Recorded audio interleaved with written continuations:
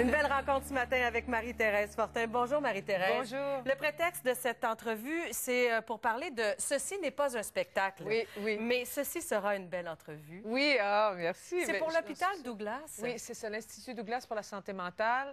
On m'a approché pour venir en aide, en fait, organiser une activité bénéfice qui sert à amasser des fonds pour aider l'Institut Douglas à poursuivre sa mission, c'est-à-dire faire de la recherche sur la santé mentale et aussi faire de la prévention. Il travaille beaucoup auprès des jeunes. Il s'occupe aussi beaucoup de la maladie d'Alzheimer, plein d'autres secteurs, mais c'est une institution extrêmement importante. Et on sait qu'une personne sur 5 risque de souffrir de maladie mentale dans sa vie. C'est quelque chose qui nous tombe dessus sans qu'on le voit. Hein? Oui, c'est beaucoup. Donc, c'est très, très important d'aider ces gens-là. Et j'organise une activité, donc c'est un spectacle avec plein d'amis. C'est Marie-Thérèse and Friends. Avec plein d'amis, dont les filles des Belles-Sœurs, dont Guylaine Tremblay, dont Janine Suto qui va être là, et un invité très spécial surprise. Quelque chose, le 7 septembre à 15h à la Grande Bibliothèque à Montréal. Et les gens sont invités. Ils n'ont qu'à aller sur le site d'Institut pour acheter des billets. Pourquoi t'as embarqué dans ça? C'est quelque chose qui me touche beaucoup, parce que la maladie mentale, c'est quelque chose qui tombe dessus sans que tu vois venir. Des fois, c'est des choses qui peuvent être assez sournoises et tout ça. Et particulièrement chez les jeunes, j'ai toujours été assez effarée et triste du taux de mortalité chez les jeunes hommes, entre autres au Québec, beaucoup de taux de suicide quand même assez élevés.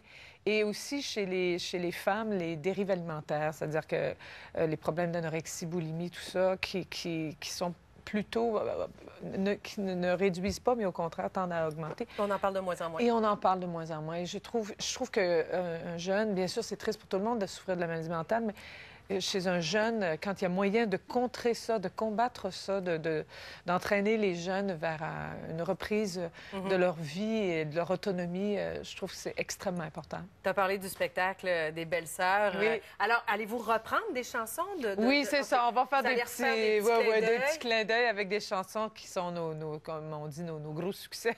Le greatest hits, c'est de Marie-Thérèse and Friends. Oui, c'est ça. Oui, mais la chanson pour toi, là, dans ta vie de comédienne, c'est vraiment juste à côté ou tu as le rêve secret de faire un album? Ah non, non. Non, mais tu sais, j'ai toujours fait ça à travers mon métier. Même quand j'étais à l'école, on monte des spectacles de théâtre, mais tout à coup, oups, il y a une chanson qui arrive et j'étais souvent celle qui était engagée pour ça. Puis j'ai fait aussi un spectacle de chansons de Barbara que j'ai... On diversifie nos activités dans le métier parce que des fois, on a des petites pannes, puis tout ça, on a moins de travail. Puis... Donc, j'avais fait un spectacle de chansons de Barbara, comme ça, pour me faire plaisir. Et finalement, je me suis retrouvée à le faire pas mal plus souvent que je pensais. Et puis, c'est toujours resté. Après ça, est arrivé Belle-Sœur avec mes copines. Donc, il y a beaucoup d'acteurs, d'actrices qui chantent par plaisir, mais pas nécessairement de là en vouloir en faire une grande carrière ou en disquer. Mais c'est quelque chose qui est juste à côté, une espèce d'amant secret qu'on retourne voir de temps en temps. Mais tu n'auras pas le temps d'aller voir ton amant secret pour les prochaines semaines. Non. Tu commences à tourner Boomerang à TVA là, demain là, avec une équipe formidable. Incroyable, incroyable. Là, tu vas travailler avec Marc Messier.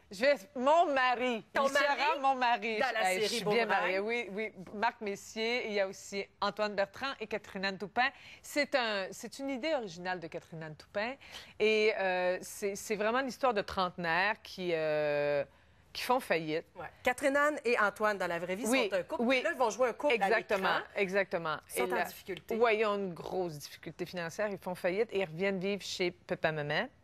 Alors, moi, je suis la maman de Catherine-Anne et de Magali Lépine-Blondeau, qui fait mon autre fille.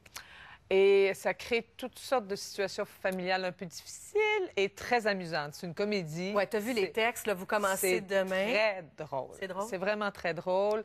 Isabelle Langlois signe la majorité des textes. C'est vraiment très amusant. Le casting parfait. Il y a Émile Proulx-Cloutier aussi, Fabien Cloutier qui fait partie de l'équipe.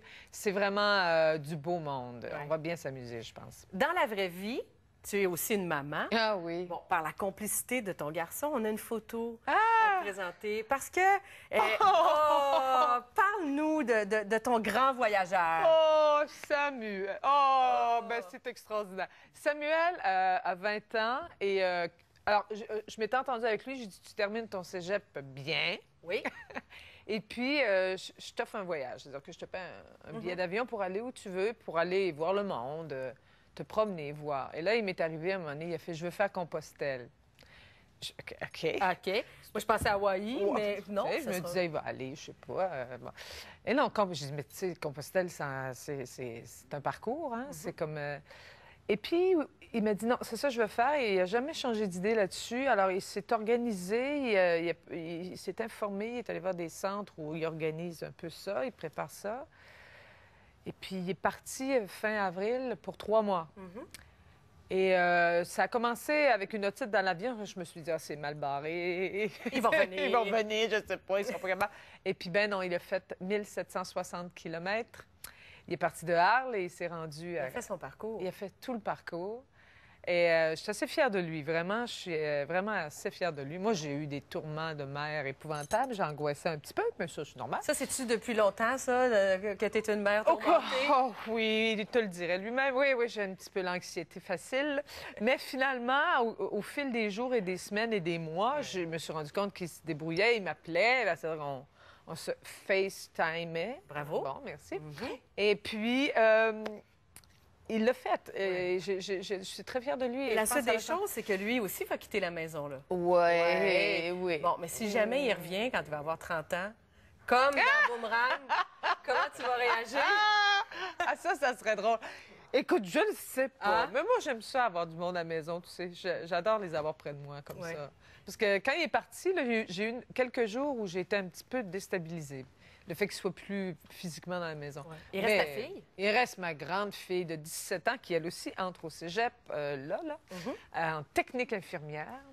Ça prend du courage. Oui, et je suis très fière d'elle. Je trouve que c'est un métier c'est une exigeant, exigeante. Je trouve on en parle beaucoup. Oui, et on sous-estime le travail de ces femmes-là qui est remarquable. Oui. Est-ce qu'elle aussi aura droit peut-être à un voyage si elle termine bien sa formation? Eh bien oui. Eh bien oui. Eh bien oui. Oui.